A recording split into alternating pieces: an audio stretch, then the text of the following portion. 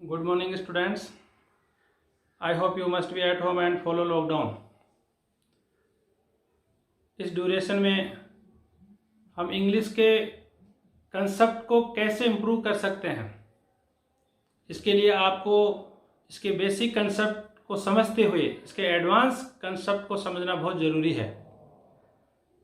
अपने previous classes में particular parts of speech से रिलेटेड, उनके डेफिनेशन से रिलेटेड काफ़ी कुछ स्टडी की है।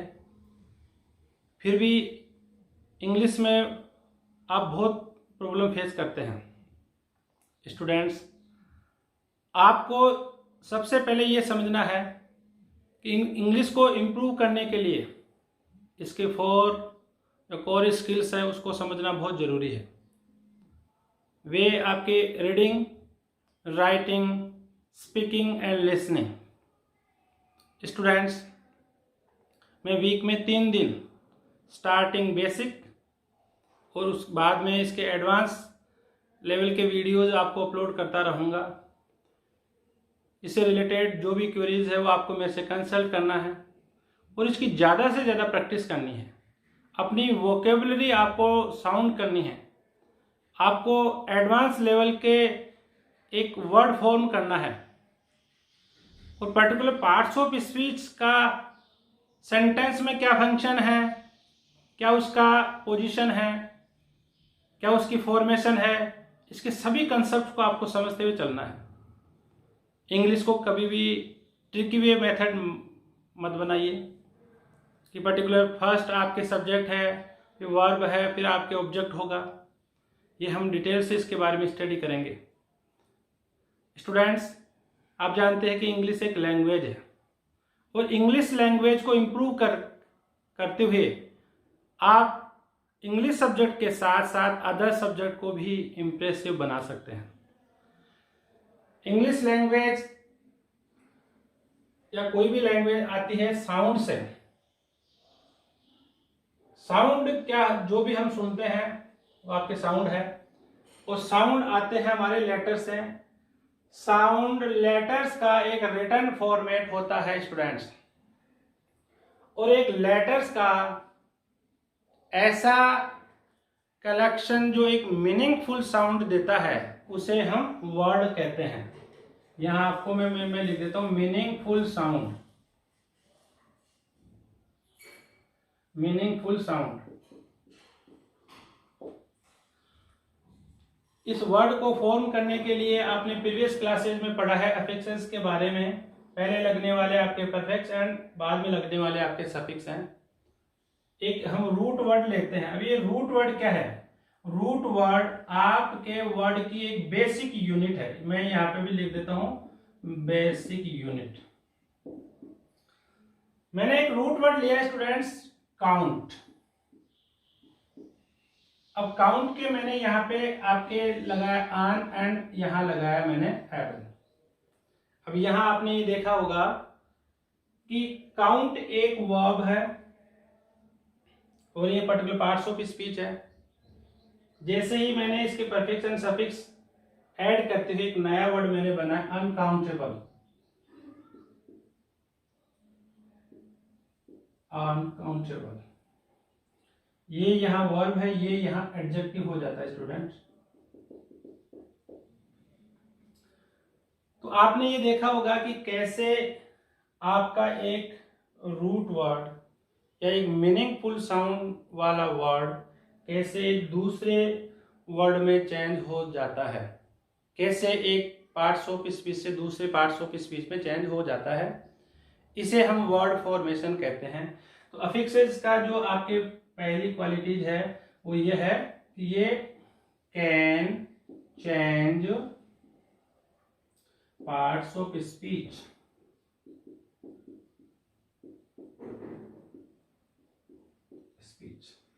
तो आपने देखा होगा क्या सफिक्स एंड प्रीफिक्स का कोई मीनिंगफुल साउंड है क्या?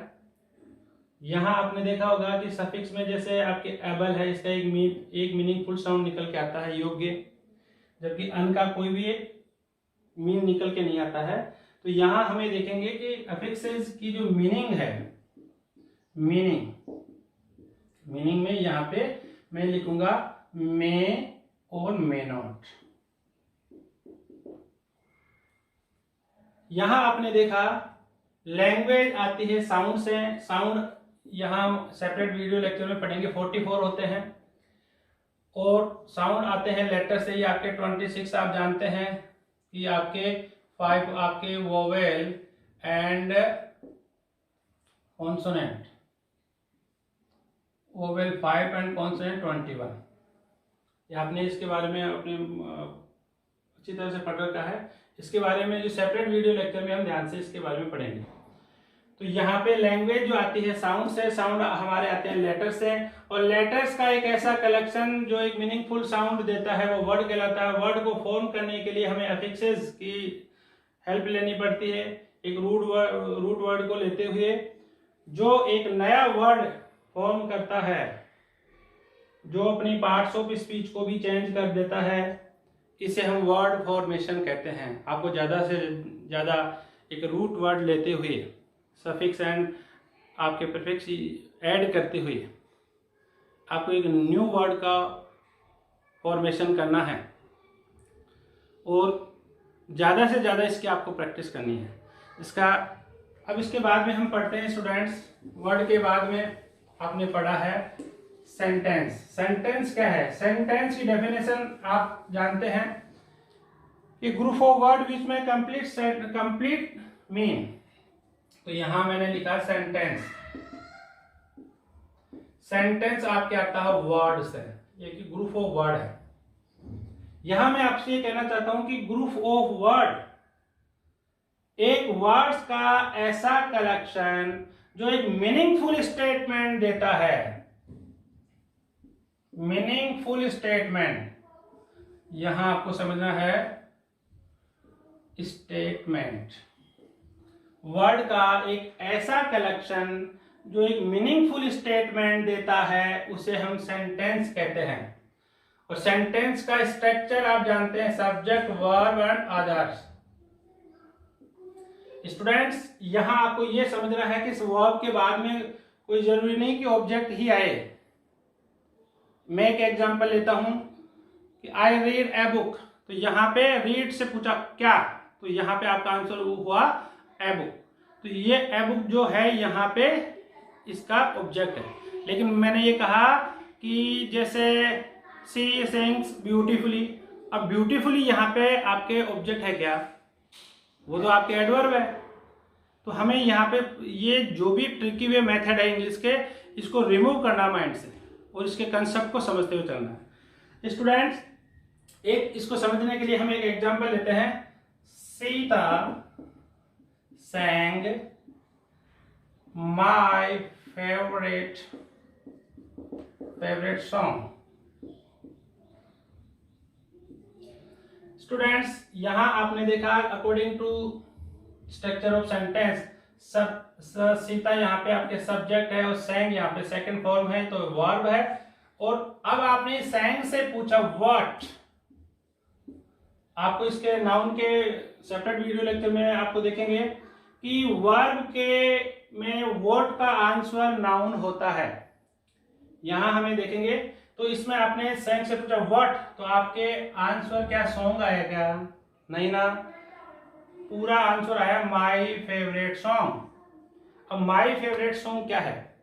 ये भी एक ग्रुप ऑफ वर्ड्स है जिसका कोई सब्जेक्ट नहीं है, जिसका कोई वर्ब नहीं है, लेकिन फिर भी ये सेंटेंस को फॉर्म करने के लिए यूज आ रहा है। तो इसको हम यहां पे कहेंगे फ्रेज।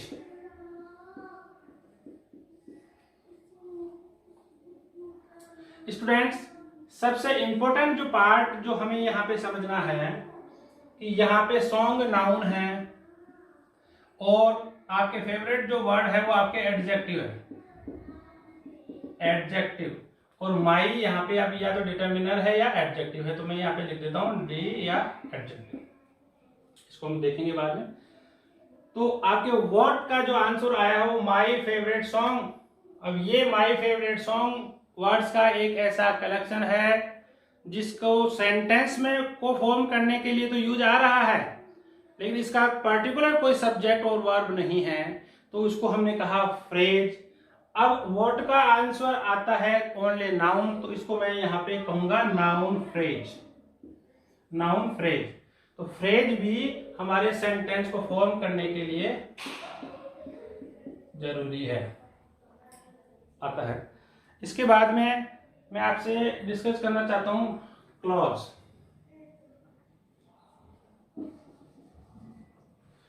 ये फ्रेज को मैंने यहाँ पे लिख दिया।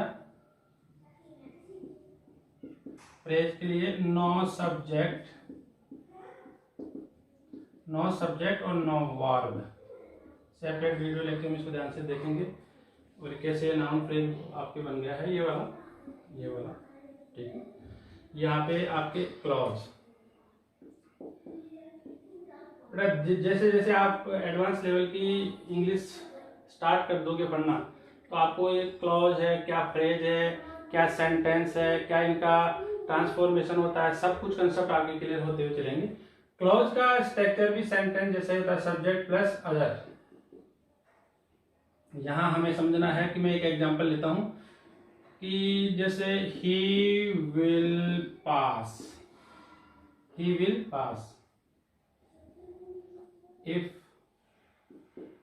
He works hard. अब यहां पे आपने देखा होगा कि ये कंप्लीट मीनिंगफुल स्टेटमेंट है, लेकिन इसको ध्यान से देखने पर हमें ये पता लगता है कि ये टू क्लोज से मिलकर बना है। क्लोज का स्टेटमेंट आपने देखा सब्जेक्ट और वर्ब है, तो यहाँ पे आपके ये ही सब्जेक्ट है और विल एंड पास ये यहाँ पे वर्ब है, और यहाँ पे इफ कंजंक्शन है आप जानते हैं, और इफ वर्क ये यहाँ पे सब्जेक्ट एंड वर्ब है। स्टूडेंट्स यहां हमें ये समझना है कि अगर मैं ही विल पास ऐसे बोलता हूं तो इसका एक मीनिंगफुल स्टेटमेंट होता है, लेकिन क्या इफ ही वर्क हार्ड, क्या आप ऐसा बोल सकते हो कि यदि वह आया, तो फिर आगे वाला बोलेगा हाँ क्या हुआ फिर, यदि वह आया, तो ये कंप्लीट आपके एक मीनिंगफुल स्टेटमेंट है क्या, नहीं ना। तो इसको हम यहां पे बोलेंगे डिपेंडेंट, और ये आपके किसी के ऊपर भी डिपेंड नहीं है, तो इसको हम बोलेंगे इंडिपेंडेंट।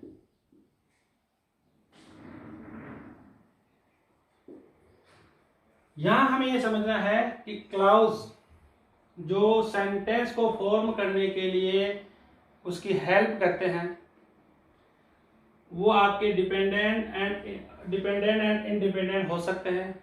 इंडिपेंडेंट का जो भी फंक्शन होता है वो एक सेंटेंस के जैसा ही होता है, एक मीनिंगफुल स्टेटमेंट होता है, लेकिन डिपेंडेंट जो भी क्लाउज है वो किसी अदर के ऊपर या अदर क्लाउज के ऊपर डिपेंड होता है। यहां आपको समझना है। मैं और कंसेप्ट को क्लियर करते हुए आपसे एक यहाँ पे एक एग्जांपल लेना चाहूंगा। I hope to get a prize, and I hope that I shall get a prize। अब यहां हमें ये देखना है कि आई होप सब्जेक्ट है, यहाँ पे भी सब्जेक्ट है, यहाँ पे भी आपके होप वर्ब है। अब यहां इस होप से आपने क्वेश्चन पुट अप किया व्हाट, तो आपके आंसर निकल के आया to get a prize. What का आंसर क्या होता है, नाउन। तो ये यहाँ पे नाउन फ्रेज है, क्योंकि इसका कोई भी सब्जेक्ट एंड वर्ब नहीं है। यहाँ आपको देखना है कि इसका कोई भी सब्जेक्ट एंड वर्ब नहीं है, तो ये यहाँ पे एनपी नाउन फ्रेज हो गया। सेकंड सेंटेंस में आप देखिए कि ये आपके सब्जेक्ट है, ये आपके वर्ब है, दैट यहाँ कंजंक्शन है, यहाँ पे सब्जेक्ट है और ये यहाँ पे वर्ब है। तो ये टू क्लॉज से मिलकर बना हुआ है। और कंजंक्शन का सबसे इंपॉर्टेंट जो रोल होता है वो हम वीडियोज में देखेंगे। ये सबसे वफादार टॉपिक है। ये नाउन को नाउन से या सब्जेक्ट को सब्जेक्ट से, वर्ब को वर्ब से, क्लॉज को क्लॉज से जोड़ते हैं। यहाँ पे ये आपके टू सेंटेंस है, जैसे इफ कनेक्ट कर रहा है, यहाँ पे हमने देखा कि आई होप, ये आपकी क्लाउज है, ये आपके एक क्लाउज है, इसको दैट कनेक्ट कर रहा है, ये हम देखेंगे इसको। यहाँ हमें ये समझना है स्टूडेंट्स कि ये अगर इस होप से भी मैंने क्वेश्चन पुटअप किया व्हाट, तो हमारे पास में है that I shall get a prize.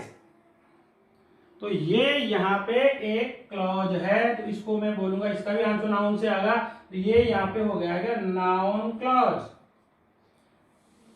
जब भी आप फ्रेज या क्लॉज का स्पेशल टॉपिक पढ़ेंगे, एडवांस लेवल के स्ट्रक्चर के बारे में आपको डिटेल नॉलेज लेंगे, आपके सारे कंसेप्ट क्लियर होंगे। स्टूडेंट्स, अब आपने यहाँ पे पढ़ा कि सेंटेंस आपके ग्रुप ऑफ वर्ड्स है जिसका एक मीनिंगफुल स्टेटमेंट होता है, वो आपके सेंटेंस होता है। सेंटेंस को फॉर्म करने के लिए हमें फ्रेज भी कभी कभी हेल्प करते हैं, और उसके साथ साथ आपके क्लॉज भी इसकी हेल्प करते हैं। ये आपने इसके बारे में पढ़ा, आप इसका स्क्रीनशॉट ले लीजिए, फिर उसके बाद में हम स्टडी करेंगे आपके पर्टिकुलर पार्ट्स ऑफ स्पीच के बेसिक ब्रीफ नोट के ऊपर।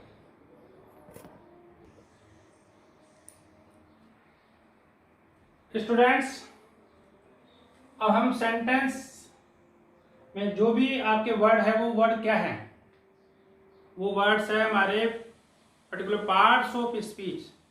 इनका सेंटेंस में आपके एक अलग अलग फंक्शन होते हैं, इनकी एक पोजीशन होती है, उसको आपको यहाँ पे एक मैं ब्रीफ नोट आपको देना चाहूंगा। इस सेंटेंस को आपको ध्यान से देखिए, राम इज प्लेइंग, एक सेंटेंस है। अब राम यहाँ पे क्या है, आपने पहले पढ़ा है कि एक ये प्रॉपर नाउन है, ये यहाँ पे एक पर्टिकुलर पर्सन का नाम है, इसलिए ये यहाँ पे एक प्रॉपर नाउन है। प्लेस क्या है यहाँ पे, प्लेस यहाँ पे आपके कॉमन नाउन है, क्योंकि ये कोई पर्टिकुलर नहीं है, किसी का नाम नहीं है, ये एक किसी की कास्ट है। तो यहाँ पे हमें समझना है कि ये यहाँ पे कॉमन नाउन है। एंड द टीम क्या है, ये एक ग्रुप ऑफ प्लेयर्स है जिसे हम कलेक्टिव नाउन कहते हैं। तो यहाँ पे जो द टीम है, ये यहाँ पे एक कलेक्टिव नाउन है। अब स्टूडेंट्स, सेकंड एग्जांपल को हमें यहाँ पे समझना है, मोहन टॉट राहुल, मोहन ने राहुल को पढ़ाया। तो यहाँ पे आपके मोहन एंड राहुल यहाँ पे नाउन है, आपके प्रॉपर नाउन है। अब मोहन को मैंने यहाँ पे रिप्लेस कर लिया ही से, और ये आपके वर्ब है, और राहुल को रिप्लेस कर लिया मैंने हिम से। तो नाउन के रिप्लेस के लिए जो भी वर्ड यूज आ रहा है वो यहाँ पे आपके प्रोनाउन है, आप जानते हैं। आप डिफरेंट काइंड्स ऑफ प्रोनाउन, इसके टाइप्स के बारे में स्टडी करेंगे तो आपको पता लगेगा कि अगर मैं ये यहाँ तो एक पर्टिकुलर नेम है या ही और सी, तो मैं अगर एक सेंटेंस में ये लिखूं कि ऑल आर कमिंग, ये ऑल क्या है, मैंने लिखा समवन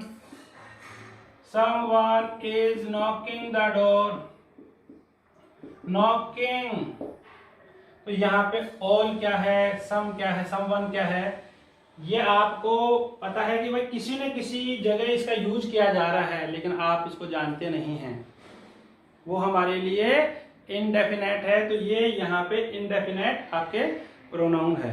स्टूडेंट्स, एक एग्जांपल के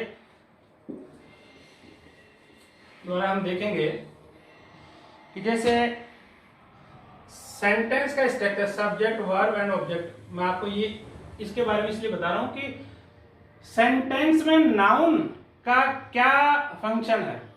सेंटेंस में जो भी आपके सब्जेक्ट एंड ऑब्जेक्ट का रोल प्ले करता है वो नाउन होगा। वो नाउन के रिप्लेस में हम यूज करते हैं प्रोनाउन, तो जो काम आपके नाउन करेगा वही आपके प्रोनाउन भी करेगा, ये आपको ध्यान रखना है। यहां हमें ये देखना है कि जैसे ऑल आर कमिंग, अब ऑल यहाँ पे क्या है कि एक प्रोनाउन है, इंडेफिनेट है, लेकिन ये यहाँ इसका सब्जेक्ट है। जैसे मोहन, अभी हमने एग्जांपल के माध्यम से देखा कि मोहन क्या है, मोहन क्या है, यहाँ पे एक आपके सब्जेक्ट है, एक नाउन है। तो सब्जेक्ट एंड ऑब्जेक्ट का जो रोल प्ले करता है वो आपके नाउन होगा या प्रोनाउन होगा। जो काम आपके नाउन करेगा वो काम आपके प्रोनाउन करेगा। कुछ काम ऐसे हैं जो आपके प्रोनाउन नहीं करते हैं उसके बारे में हम डिटेल से उसमें डिस्कस करेंगे। इसके बारे में आपको बताना चाहूँगा। जैसे आप एडवांस लेवल के उसमें आप पढ़ोगे कि I like dancing, I like dancing. अब यहाँ पे क्या है कि इसी के अकॉर्डिंग देखते हैं सब्जेक्ट, वर्ब एंड ऑब्जेक्ट। तो ये यहाँ पे डांसिंग जो है ये जिरेंड है, ये वी फॉर यानी कि वी फर्स्ट में आईएनजी फॉर्म है, तो ये यहाँ पे नाउन का रोल प्ले करता है, इसको प्रोनाउन नहीं कर सकता, ये भी आपको ध्यान देना है। अब इसी को ही जैसे मैं आगे लेके आ जाता हूँ, रीडिंग इज माई हैबिट, आपने कुछ भी लिख दिया, रीडिंग इज माई हैबिट या माई हॉबी, हैबिट कोई भी आपने लिख सकते हो। तो यहाँ पे रीडिंग आपकी स्टार्टिंग में आ गया, तो ये आपको सब्जेक्ट हो गया, इज यहाँ पे वर्ब है और माई हैबिट यहाँ पे जो भी है अदर वर्ड। तो यहाँ पे हमें ये समझना है कि जो रीडिंग है ये भी आपके V4 है, वी फर्स्ट में आईएनजी है, तो ये यहाँ पे नाउन का रोल प्ले कर रहा है। ये हम एडवांस लेवल जो भी नॉन फिनाइट वर्ब है उसमें देखेंगे। स्टूडेंट्स, आप एक सिंपल सेंटेंस जानते हैं कि you are good player, good player. अब यहाँ पे हमें जैसे you are a good player, यहाँ पे हमें ये देखना है स्टूडेंट कि यहाँ जो सेंटेंस में ये जो प्लेयर है ये आपके नाउन है, आप जानते हैं कि ये कॉमन नाउन है। तो यहाँ पे ये जो गुड है ये एक एडजेक्टिव है, तो एडजेक्टिव का क्या रोल है, एडजेक्टिव का क्या रोल है कि सेंटेंस में नाउन और प्रोनाउन के बारे में, उसकी क्वालिटीज के बारे में, उसके आपके नंबर के बारे में जो भी वर्ड क्वालिफाई या मॉडिफाई करता है उसे हम एडजेक्टिव कहते हैं। एडजेक्टिव के लिए मैं आपसे ये कहना चाह रहा हूँ कि ये एक एडवांस लेवल के एडजेक्टिव को पढ़ने के लिए हम एक इसको सेपरेट इसको 2-3 वीडियोज में देखेंगे स्टूडेंट। एक एग्जांपल और लेते हैं इसका, she is wearing, sorry she is wearing a silk wedding sari, wedding sari. अब यहाँ पे स्टूडेंट हमें देखना है कि सी यहाँ पे आपके सब्जेक्ट है, वर्ब ये आपके वियरिंग है, ये आपके वर्ब है। अब ये यहाँ पे ये सारी यहाँ पे नाउन है, नाउन के पहले आपके एक तो वेडिंग आ रहा है, एक आपके सिल्क आ रहा है और एक ए आ रहा है। तो यहाँ पे हम देखेंगे तो ए जो है वो आपके नंबर है, ये ए यहाँ पे नंबर है, एडजेक्टिव है। सिल्क यहाँ पे ये मटेरियल है और वेडिंग जो है इसका पर्पज है। तो ये तीनों के तीनों ही हमारे यहाँ पे एडजेक्टिव हैं। ये हम आगे डिस्कस करेंगे इसके बारे में स्टूडेंट्स। अब जो नेक्स्ट टॉपिक है वो आप जानते हैं,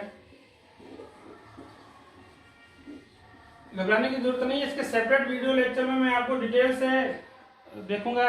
इसके 2-3 video separate particular parts of speech के आप पढ़ोगे, एडवांस लेवल तक के क्या क्या फंक्शन है, कैसे ये फॉर्मेट होता है, तो इसके बारे में आपको पूरा डिटेल नॉलेज हो जाएगा। बस प्रैक्टिस आपको ज़्यादा से ज़्यादा करनी है, ऐसा नहीं कि वीडियोस का आपको देख के फिर आप उसके ऊपर वर्क करना ही बंद कर दो। स्टूडेंट्स, आपने देखा सी इज रीडिंग, सिंपल सेंटेंस ले लेते हैं, सी इज रीडिंग एक है।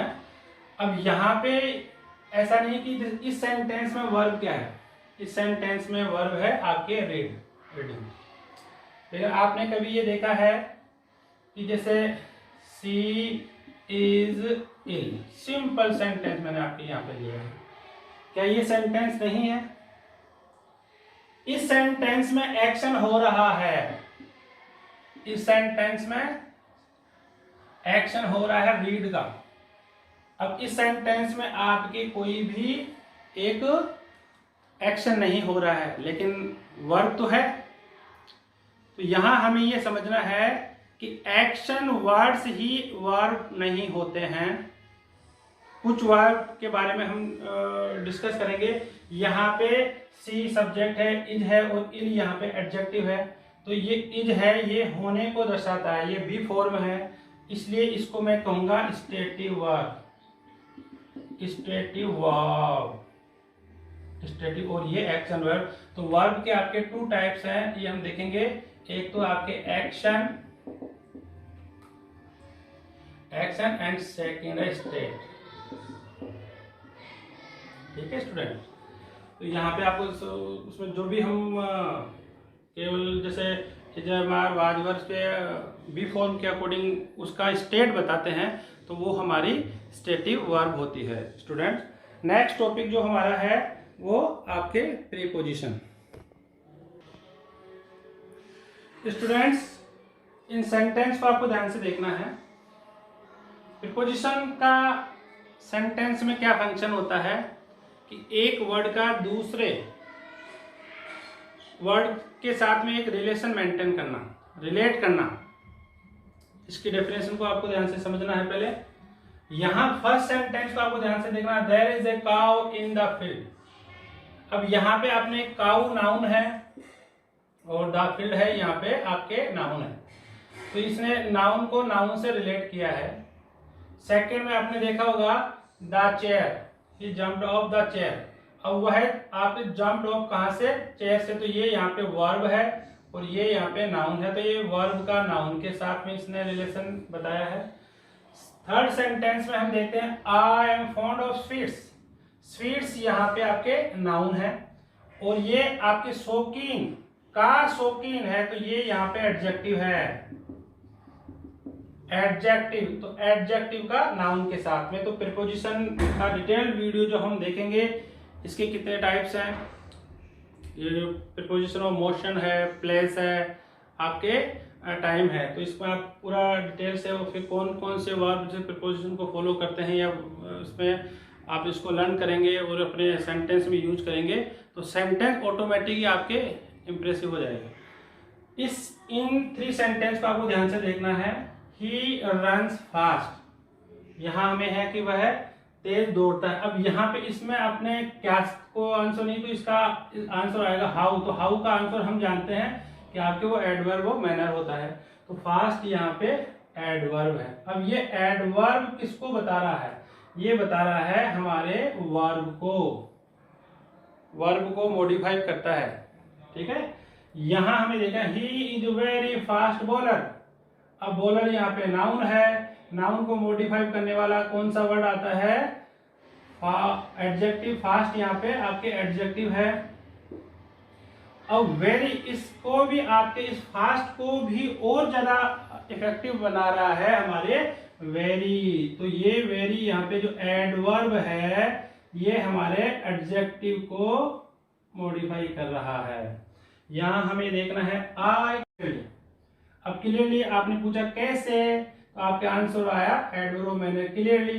अब ये कैसे, इस कैसे से भी आंसर पूछा बिल्कुल, क्वाइट का मतलब बिल्कुल, मतलब अच्छी तरीके से। ठीक है, क्वाइट क्लियरली। तो ये यहाँ पे ही देखना है कि ये जो आपके एडवर्ब है, इस एडवर्ब को क्वालिफाई करता है। तो यहां हमने ये देखा कि एडवर्ब का क्या फंक्शन है, एडवर्ब वर्ब को मॉडिफाई करता है, एडवर्ब एडजेक्टिव को मॉडिफाई करता है, एंड एडवर्ब अनदर, जो आपके सेंटेंस में दूसरा एडवर्ब आ गया, उस एडवर्ब को मॉडिफाई करता है। ये इसका मेन फंक्शन है। स्टूडेंट्स, यहाँ पे ये समझना जरूरी है कि जो भी आपके एडजेक्टिव है, ये तो नाउन और प्रोनाउन को आपके मॉडिफाई करते हैं, लेकिन वर्ब आपके पर्टिकुलर, आपके एडजेक्टिव, आपके एडवर्ब, इनको जो मॉडिफाई करता है, इनको जो और भी ज्यादा उसके बारे में डिटेल नॉलेज देता है, वो हमारे एडवर्ब होते हैं। अब कंजंक्शन के बारे में आप जानते हैं कि कंजंक्शन के, मैंने आपको थोड़ा पहले बताया कि कंजंक्शन एक सबसे वफादार टॉपिक है। वो वफादार टॉपिक कैसे है कि हमने सिंपल एग्जांपल लिया कि Ram is my brother, Ram is my brother and Shyam is my brother. Simple example लेते हैं स्टूडेंट, में बाद में आपके हो जाएगा। अब यहाँ पे राम और श्याम दोनों ही आपके ब्रदर है, तो मैंने यहाँ पे लिखा Ram and Shyam are my brothers. तो यहाँ पे राम और श्याम को जो भी कनेक्ट कर रहा है ये आपके कंजंक्शन है। कंजंक्शन में आप ये देखेंगे कि एक जो भी कंजंक्शन है ये एक आपके नाउन को नाउन से या सब्जेक्ट को सब्जेक्ट से ही कनेक्ट करेगा, क्लाउज को क्लाउज से ही कनेक्ट करेगा। अभी हमने पिछले वीडियो उसमें आपके उसमें देखा है कि कैसे एक क्लाउज दूसरे क्लाउज को कनेक्ट जो कर रहा है वो आपके दैट था, इफ था, तो वो वहाँ पे आपके उसमें कंजंक्शन है। तो स्टूडेंट्स ये हमारा पहला प्रयास है। पहले वीडियो में काफ़ी कुछ मिस्टेक्स भी हो सकती है, तो आप इसको इग्नोर करते हुए हम कोशिश करेंगे कि आज नेक्स्ट जो वीडियो होंगे वो हम ज़्यादा से ज़्यादा इसके लिए आपको इफ़ेक्टिव बनाएं और आपको ज़्यादा से ज़्यादा नॉलेज देने की कोशिश करें। आपसे यही उम्मीद है कि आप जो भी सेंटेंस का एक फॉर्मेशन है उसको ये पहचानने की कोशिश कीजिए कि उसमें जो यूज होने वाला पर्टिकुलर पार्ट्स ऑफ स्पीच क्या फंक्शन कर रहा है। आप इसका आंसर अगर धीरे धीरे जान जाओगे, पर्टिकुलर हम इस पे अगर सेपरेट वीडियो लेक्चर में हम देखेंगे तो आपको जो भी आपकी बेसिक कंसेप्ट है वो क्लियर होगी। और बेसिक कंसेप्ट एक बार क्लियर होने के बाद में आप एडवांस लेवल में जाओगे तो मुझे नहीं लगता कि आपको इंग्लिश में कुछ प्रॉब्लम होगी। Thank you, keep watching, thank you.